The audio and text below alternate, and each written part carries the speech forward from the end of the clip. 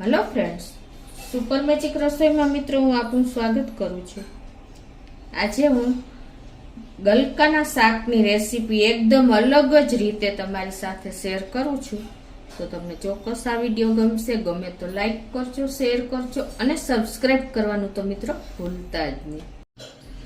તો હવે એના ઇન્ગ્રેડિયન્ટમાં જો મેં આ 600 ગ્રામ ગલકા લીધા છે અને ટમેટું છે, લસણ છે, અજમો છે, દહીં છે, ધાણા ભાજી છે, ગરમ મસાલો છે, મીઠું છે, તેલ છે અને રૂટીન મસાલા છે મિત્રો। તો બનાવવાનું ચાલુ કરીએ।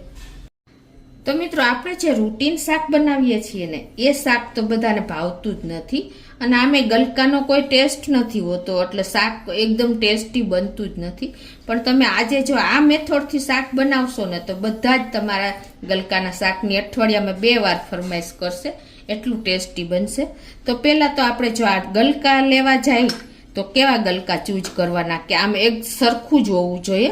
અહીંથી પતલું ને અહીંથી જો જાડું હશે ને તો ગલકામાં બી હશે, તો એકદમ સરસ શાક નહીં થાય। અને બીજું કે આપણે ગલકાને લઈને 2 દિવસ ફ્રીજમાં રાખીને શાક બનાવશો ને તો પણ શાક સરખું નહીં થાય। એટલે આવી નાની નાની બાબત તમે ખાસ ધ્યાન રાખજો કે જ્યારે શાક બનાવવું હોય ને ત્યારે તમે લઈને ફ્રીજમાં નહીં રાખવાના, અને કદાચ હોય તો પણ તમારે એ શાક ટેસ્ટી નથી બનતું। એટલે હવે આપણે આને આગળ પાછળથી ડંઠલ દૂર કરી દેશું આ રીતે પહેલા તો, અને પછી એને પીલ કરી લેશું, કેમ કે ગલકાની છાલ એકદમ પતલી હોય છે, એટલે આપણે એને ખાલી આ રીતે પીલ જ કરશું। તો આ રીતે જો આપણે પીલ કરી લીધા છે। હવે આ ગલકાને મેં પહેલા ધોઈને એકદમ સરસ ક્લીન તો કરી જ લીધા હતા, પણ આપણે આ રીતે સમારીને ત્યારે એને પાણીમાં જ નાખવાના। અત્યારે હું બહુ મોટા ગલકા છે તો આ રીતે નાના નાના પીસ કરી લઉં છું, પાણીમાં મૂકી દઉં છું। આમ જો મિત્રો આ ગલકા છે ને જો એમાં બિલકુલ બી નથી। આવા 100 કૂણા ગલકા લેશો ને તો મેં તમને બતાવ્યું એ રીતે એકદમ એક સરખા અને પાતળી છાલ હોવી જોઈએ, તો એ ગલકામાં તમારે એકદમ મીઠું શાક બનશે। આપણે ફ્રીજમાં નથી રાખ્યું અને લઈને જ બનાવીએ છીએ। તો હવે એને આ રીતે આપણે વચ્ચેથી કટ કરી અને પાછા પણ આપણે આ રીતે કટ મૂકી દેશું અને તમારે મનગમતા નાના પીસમાં સમારી લેવાના છે। આ રીતે બહુ નાના નહીં અને બહુ મોટા નહીં। તો જો મિત્રો આપણા ગલકા એકદમ કૂણા છે, એટલે કે જો વચ્ચે આમ પોલા ન હોય અને બીન્સ પણ નથી। અને બીજું કે મિત્રો તમે જ્યારે ગલકા સમારો ને ત્યારે પહેલા ટેસ્ટ કરી લેવાનો, ઘણી વખત ગલકા પણ કડવા જેવા લાગે છે, એટલે આવી નાની નાની બાબત તમે ખાસ ધ્યાન રાખજો। હવે જો આપણે બધા ગલકા સમારી લીધા છે અને હવે આપણે એની લસણ આપણે ચટણી બનાવશું। એકદમ ફ્રેશ ચટણી હશે ને તો એનો ટેસ્ટ પણ સરસ આવશે। તો અત્યારે મેં 7 થી 8 કળી લસણ લીધી છે, એને હું ખાયણીમાં નાખી દઉં છું અને 1 ટીસ્પૂન જેવું આપણે મીઠું નાખી દેશું અને 1 ટીસ્પૂન જેવું આપણે આખું જીરું નાખશું। જીરાનો ટેસ્ટ આમાં બહુ સરસ લાગે છે। પહેલા આપણે આને આ જ રીતે ટોચી લેશું। તો આ રીતે જો આપણે ટોચી લીધું છે અને હવે એમાં 1 ચમચી જેવું આપણે કાશ્મીરી લાલ મરચું નાખી દેશું।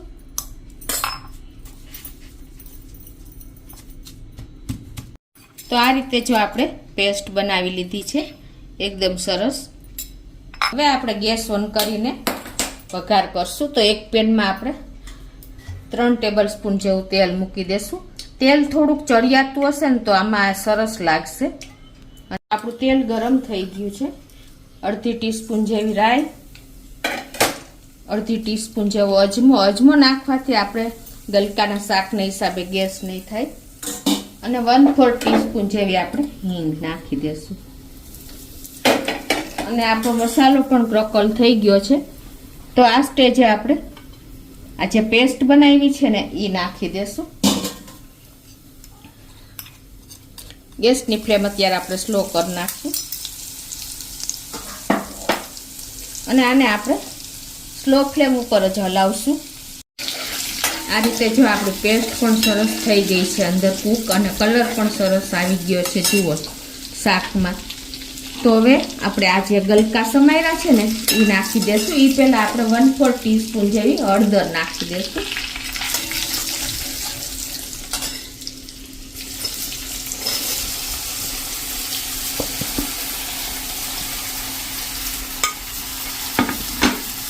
અને એને આપણે મિક્સ કરી લઈશું.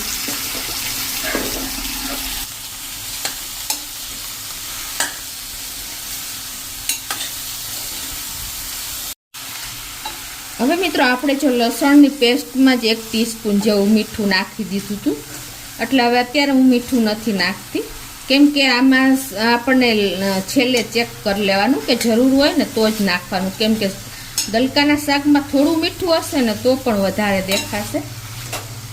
હવે આને આપણે આ રીતે જ મિક્સ કરીને કૂક થવા દેશું. મિત્રો ગલકાના શાકમાં કોઈ ટેસ્ટ નથી હોતો, એટલે થોડાક મસાલા આપણે ચડિયાતા કરશું. અને જુઓ અત્યારે એકદમ સરસ કોટિંગ થઈ ગયું છે મસાલાથી. તો હવે આપણે ગેસની ફ્લેમ સ્લો રાખી અને એને ઢાંકીને આ રીતે આપણે 5 થી 7 મિનિટ કૂક થવા દેશું. વચ્ચે ચેક કરી લેશું. તો 3 થી 4 મિનિટ થઈ છે અને આપણે જો ચેક પણ કરી લઈએ, એટલે કે મિક્સ કરી લઈએ. જુઓ ગલકામાં એટલું પાણી હોય છે ને, એક ફાઈબર હોય છે અને પાણી એટલું છોડે છે. જો આપણે બિલકુલ પાણીનો ઉપયોગ નહોતો કર્યો તો પણ આટલો રસો થઈ ગયો છે. તો હવે એને આપણે આ રીતે મિક્સ કરી લેશું. હજી થોડીક વાર છે, એટલે હવે એને આપણે પાછું ઢાંકીને 3 થી 4 મિનિટ હજી કૂક થવા દેશું. તો 5 થી 6 મિનિટ થઈ છે અને આપણે શાક પણ ચેક કરી લે. જો એકદમ સરસ આપણું શાક 70% જેવું તો કૂક થઈ જ ગયું છે.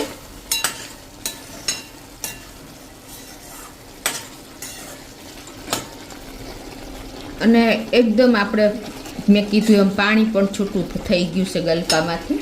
તો હવે આ સ્ટેજે આપણે આ 1 ટમેટું મેં સમાર્યું છે એ નાખી દેશું. ટમેટું આપણે આ રીતે 70% જેવું ચડી જાય ને પછી જ નાખવાનું છે. એનું કારણ એ છે કે ખટાશને હિસાબે ઘણીવાર ગલકા આપણે ચડતા નથી હોતા. તો આ રીતે તમે થોડું વાર હોય ને ત્યારે એડ કરવાના છે ટમેટા. અને હવે જો આ સ્ટેજે તમારે ચેક કરી લેવાનું, તમારે મીઠું નાખવું હોય તો નાખી દેવાનું. હવે આને આપણે હજી 2 મિનિટ ઢાંકીને થવા દેશું. તો જો મિત્રો પાછી 2 મિનિટ થઈ ગઈ છે અને આપણું શાક પણ એકદમ સરસ કૂક થઈ ગયું છે. આ તમારે આ રીતે ચેક કરી લેવાનું કે જો આ પીસ ભાંગી જતો હોય ને તો આપણું શાક કૂક થઈ જ ગયું છે. ગલકાને આમે ટાઈમ નથી લાગતો. તમારે સવારે જો ટિફિનમાં ઝડપથી બનાવવું હોય ને તો આ 5 થી 7 મિનિટમાં આપણું શાક એકદમ ટેસ્ટથી તૈયાર થઈ જાય છે. અને આમે ગલકામાં ફાઈબર હોય છે, ગલકા એન્ટીઓક્સિડન્ટ છે, એટલે તમારે સુગર હોય, બીપી હોય એના માટે આ બેસ્ટ શાક છે. તો તમારે અઠવાડિયામાં 2 વાર તો ચોક્કસ બનાવવું જોઈએ. હવે આમાં આપણે થોડા મસાલા કરી લેશું. તો 1 ટીસ્પૂન જેવું આપણે ધાણા જીરું નાખી દેશું. અને આપણે ગુજરાતી લોકોને થોડું ગળ ચટું તો જોઈએ જ, તો આપણે 1 ટીસ્પૂન જેવી ખાંડ નાખી દેશું. આમે આપણે ટમેટા અને ખટાશને બેલેન્સ કરવા થોડીક ખાંડ નાખવી જરૂરી છે. જો તમને ન ફાવતી હોય તો તમે સ્કીપ પણ કરી શકો છો. અને એકદમ ટેસ્ટી બનાવવા માટે આપણે 1/2 ટીસ્પૂન જેવું ગરમ મસાલો નાખી દેશું. અને હવે આને બધાને આપણે સરસ મિક્સ કરી લેશું.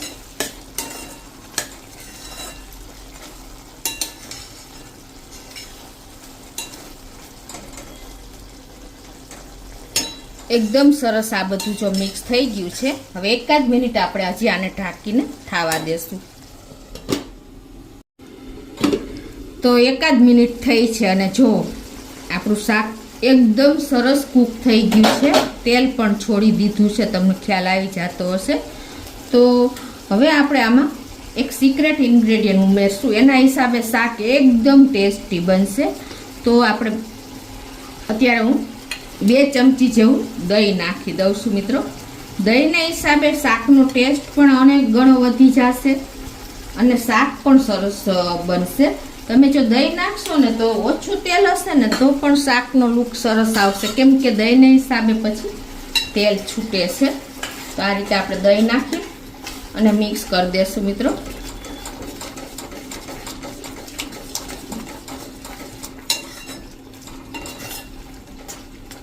અને જો તમને દહીં ફાટી જવાનો ડર લાગતો હોય ને મિત્રો તો તમારે દહીંમાં 1 ચમચી જેવું 1 પિંચ જેટલું મીઠું નાખી દેવાનું, એટલે તમારું દહીં ક્યારેય નહીં ફાટે.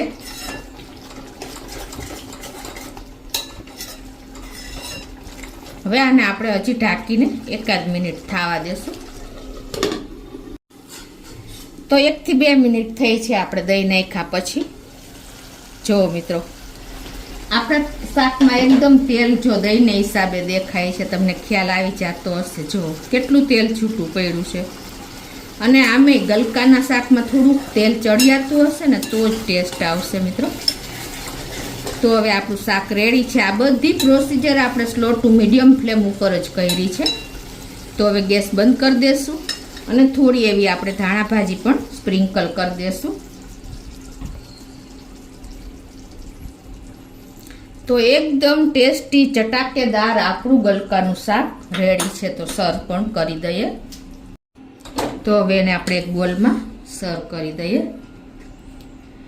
જોતા જ મોઢામાં પાણી આવી જાય ને એટલું લુકમાં અને ટેસ્ટમાં તો વાત જ ના પૂછો, એટલું ટેસ્ટી આપણું. આ મેથડથી તમે શાક બનાવશો ને મિત્રો ગલકાનું, તો તમને ચોક્કસ બાળકો પણ ખાતા થઈ જશે. અને હેલ્થ માટે આપણે આ શાક જરૂરી છે મિત્રો. તો મિત્રો આપણું ગલકાનું શાક રેડી છે. જો એકદમ ટેસ્ટી અને એટલું આમ સરસ બન્યું છે કે જોતા જ આપણને ખાવાની ઈચ્છા થઈ જાય. આ શાક તમે ખીચડી, રોટલા, રોટલી, ભાખરી કંઈ પણ સાથે તમે ખાઈ શકો છો. રોટલામાં ચોરીને પણ આ શાક ટેસ્ટી લાગે છે. તો તમે ચોક્કસ એક વખત આ મેથડથી શાક બનાવજો અને મને કોમેન્ટ બોક્સમાં જણાવજો કે તમને કેવો ટેસ્ટ લાગ્યો મિત્રો. તો તમને ચોક્કસ મારો વિડીયો ગમશે. ગમે તો લાઈક કરજો, શેર કરજો અને મિત્રો સબસ્ક્રાઈબ કરવાનું તો હવે ભૂલતા જ નહીં.